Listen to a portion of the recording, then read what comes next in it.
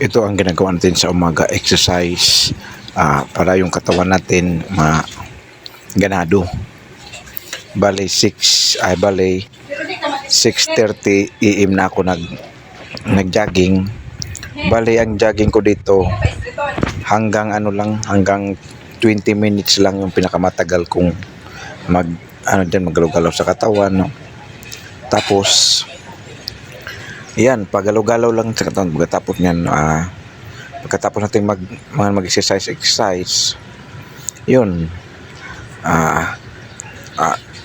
tambay mo na sa bahay tapos bago maligo. Pag nag-jogging kayo, maranasan nyo talaga yung minsan para kayong napagod, para kayong bigla kayong naman yung parang hilo.